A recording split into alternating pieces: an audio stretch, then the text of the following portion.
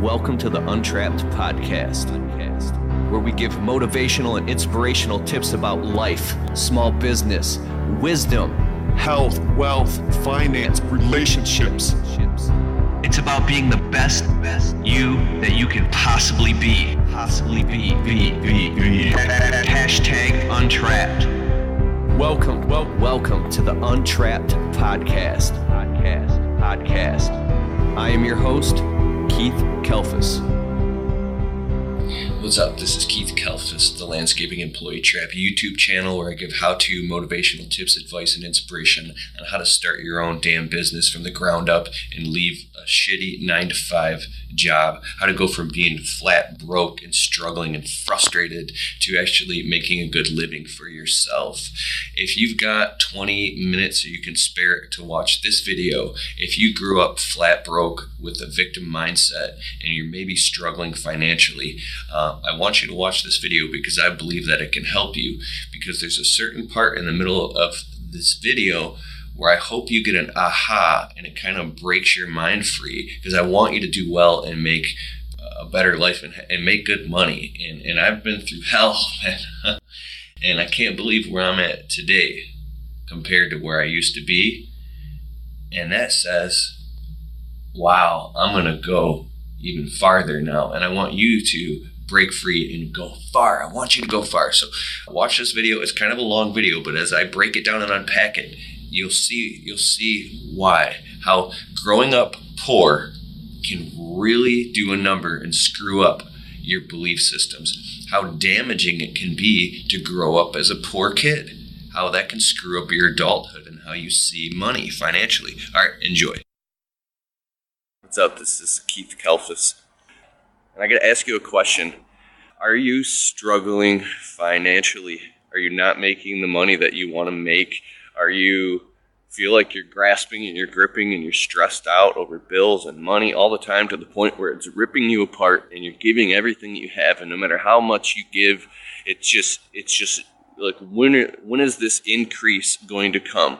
Like, when are you going to get to that next level where you finally get some freaking money in the bank? It's winter now, and what if you don't have whatever X amount money in the bank? And I'm just follow with me for a minute. This is very important because I want to tell you a story.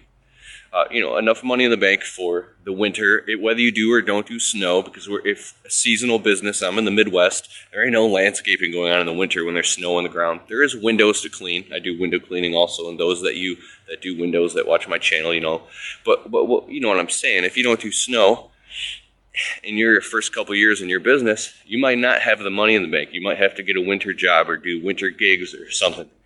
I know when I first started in the business, I was remodeling basements. I never talked about this.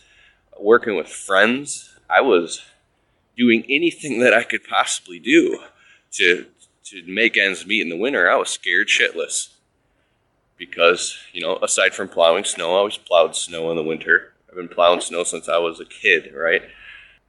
This is what I want to ask you, and I want to tell you this story.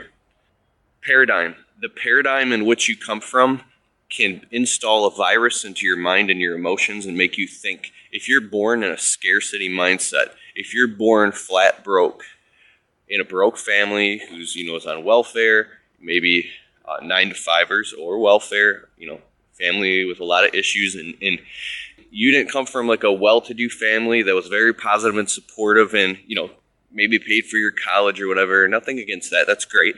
But an abundance mindset that I'm talking about versus a scarcity mindset, then you might be dealing with old negative programming that doesn't serve you and actually hurts you and hurts your business and your family and makes you suffer because of what you came from is controlling you behind the scenes like a puppet on a string, and you're not even aware it's happening. You just know you're suffering from it, unnecessarily suffering. So I was born like that, right? I came from that. I mean, all I saw when I was a kid is there's not enough money. Wait till mom gets her check at the first of the month. We literally got presents from the church on Christmas.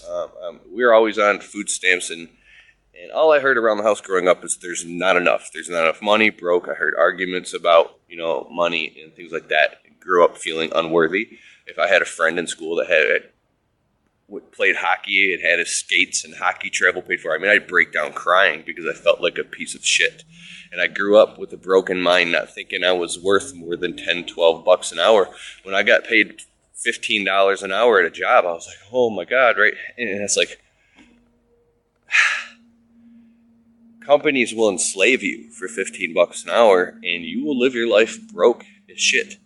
Because that's not even enough to support a family or anything. I mean, now I don't even want to get into that.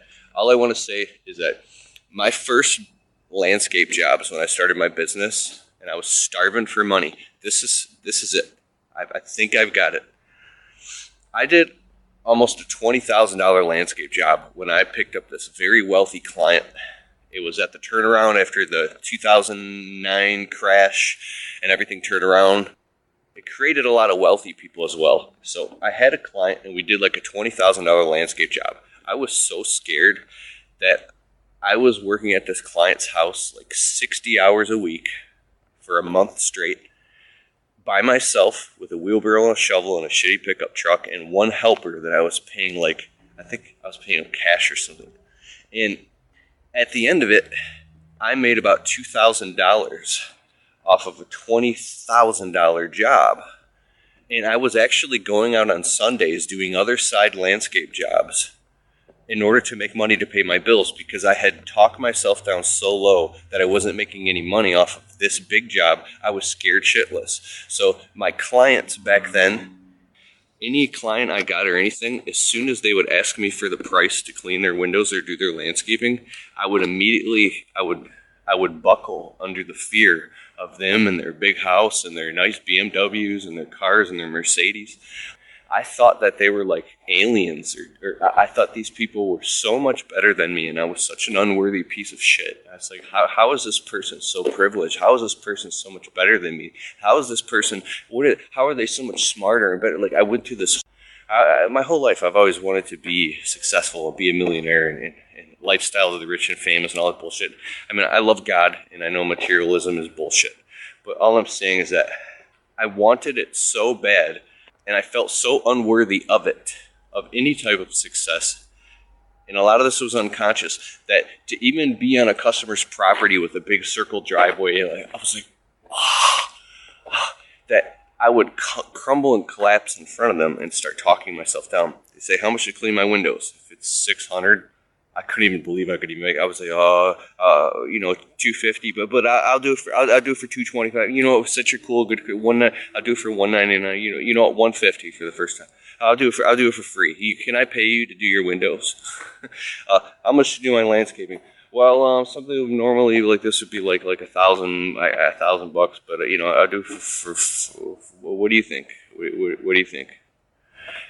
I was doing work for such dirt cheap. And then crying about how I wasn't making any money because I was so terrified that if I told the customer that it was at the price that I wanted, which the price what I wanted wasn't even literally 25 to 30% of what I would charge today. I've literally quadrupled my prices, and it's not even enough now, right? But back then wasn't even enough to pay taxes or insurance or anything, and I was scared shitless thinking my price was too high. I actually thought that the customer was going to go, what? You piece of shit? How dare you try to rip me off? Get off my property before I call the cops on you right now and bash you all over the internet. You shameful, shameful, conniving, thieving bastard. Like, I literally thought that if I charged the customers what I thought, like, would it be anything over $15 an hour, that I was a thief. I actually believed that I would be ripping these customers off, and I would almost cry in my truck because I was like, and customers treated me like that. They treated me like a peasant. And then I was crying, I'd come home from work after 90 hours of working, and there's a fucking eviction notice on the door. A pink eviction notice. And I've been working 90 hours for months on end, and my wife's fighting. She thinks like I've got like another kid or something she doesn't know about. She thinks that I'm like, you got like a drug habit or something. I'm just making stuff up. She's like, how in the hell are you working this much? And she's like, why don't you just go get a job? And And all I knew was that I had to make this thing work, right? And then I finally got an accountant. I sat down and legitimized my business, and I'm freaking out in front of him and my own, I don't even want to get into that stuff because I've ironed all that out, but I was all over it, reading the audiobooks and listening to the meditations, anything. I like to listen to it. Like, I'm on 460 books now, and no matter what I did back then, I could not break the poverty scarcity mindset, the poverty cycle that was so deeply embedded in my brain since childhood. It was the wizard behind the curtain controlling everything, no matter how. So here's what I would say. If you were operating in a scarcity mindset, and when I heard these things too in the audiobooks and in the programs, it made technical sense to me, but there was no integration. There was nothing that said, oh, now I get it. Holy cow. Like, if you were operating in a paradigm, a belief system that says this, you are going to act in accordance with it. You were going to act in accordance with that, and nothing can change that, right? So you could pull up in a rich subdivision around $1 million mansions in Mercedes and Ferraris, right? And if you think that there's not enough for you, and you act like a peasant, and you act broke, and you feel broke, and you think broke, and you feel like you don't deserve it, and you act that way to those customers, and you tell them, oh, it's going to be $200, well, then they're going to just treat you that way, like, I don't know, that's how you're acting, right? And then if you run around and you cry and you tell yourself the story about how you're broke and you don't have any money for the bills and you don't have any money for the winter and you can't keep gas in your car and you're trying to keep your cell phone on, like, you are creating 90% of that. You're creating that.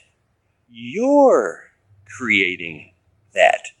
Because if you could press the eject button and eject out of the helicopter, eject out of the plane that's crashing or something, you know what I mean, and jump out of your thoughts and your life and your mind, heart, body, and emotions, and like jump into the real world, you would see that there's literally abundance all around us. So if you pull up in a subdivision, I don't understand old money. There's an amazing book. I was reading books by Thomas J. Stanley, Secrets to America's Wealthy or something. 80% of all America's wealthy are self-made millionaires. They're people that have worked their ass off who came from nothing.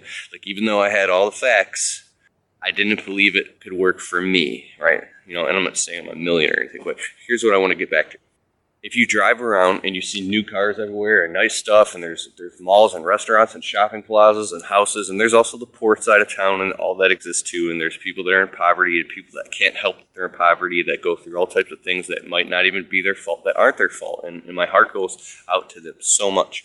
Dr. Wayne Dyer said that, all of your suffering and crying in the world can't save, a starving kid in Ethiopia or something like that. Now, you can donate money and all this stuff, but all that he was saying was, all the happiness in the world can't make somebody on the other side of the world happier.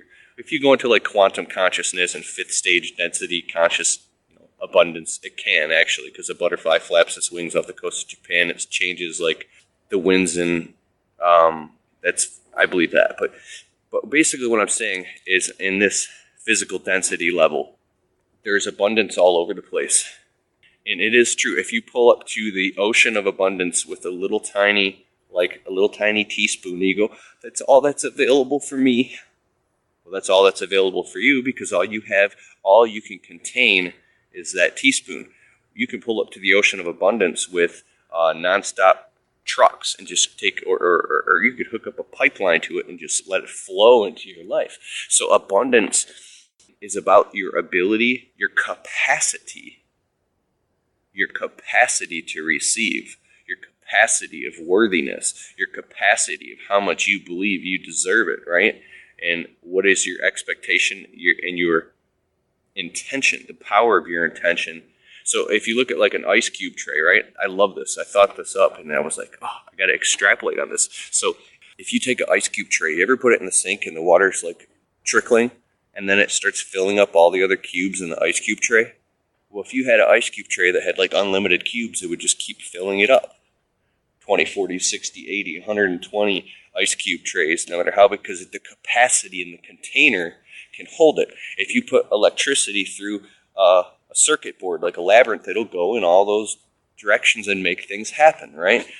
Well, what is your capacity to contain knowledge, wisdom, your heart, your mind, your emotion, your wealth? Like, what potential do you have that's stored up and locked up behind some crazy schism that's repeatedly stopping you, the story in your head that you're telling yourself that's stopping you from being successful? Because, like I said, the broke kid that I was, running around flat broke, okay, maybe some of that was true, but most of it was in my head, and I didn't realize, because we get so stuck in our own thoughts and we repeat them all day long like a nutcase. We're all schizophrenic until it reinforces into a belief, and then we start telling ourselves the crap about our businesses. We start telling ourselves the crap about how there's no work, there's not enough money, how do you get these big jobs, I can't do this because of this. I do it right now in my own life and business. I do it to the point of craziness, but just at a different level now, right? It's the bullshit story that we tell ourselves. The bullshit story that we tell ourselves and reinforce over and over, to the point where it becomes a belief that's like a Truman Show. It's like this glass aquarium that the glass is so thick it's bulletproof and we can't even break or see out of it, and we're stuck in a paradigm, in a schism.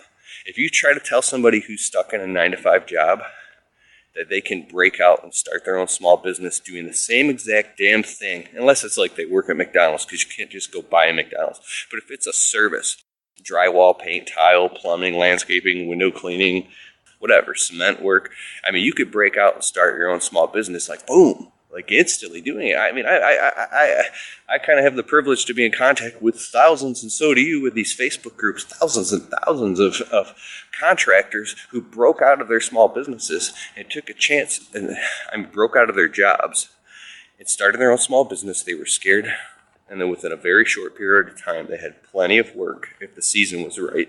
And now they're swamped and they're so excited, like, oh my God, I can't believe it's actually now, because they broke out of the old paradigm. But a lot of 9-to-5ers, if you tell them they can start their own small business like easy, they will literally fight you to the death in fear, because they won't do it. They'll make up every excuse of why they can't. They'll be stuck. Oh my God.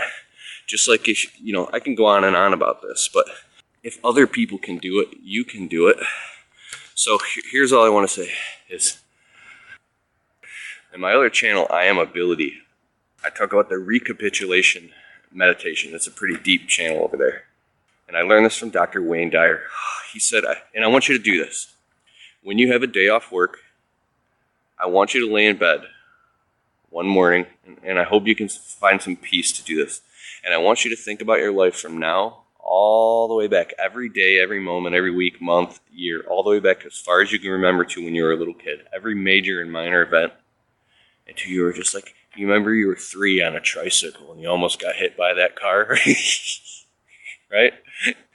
And then, or I hope it was like your mom, like, singing you to sleep, right? And then come all the way back to now. It might take an hour or two. We'll come back to this moment and you go, oh, whoa. You'll get all this benefit and all this realization, the recapitulation meditation. Okay, I want you to be successful. I want you to be wealthy. I want you to have everything you ever wanted to do in your life. I want you to break through all the negative bullshit and all the self-limiting beliefs. And I want you to be this shit. And I want you to crush 2018. I love you and I believe in you with everything in my whole heart. If I don't know you, I want to meet you. I love you. All right? And that love comes from a place that I don't know, but I believe, son. All right, peace. Go get 'em.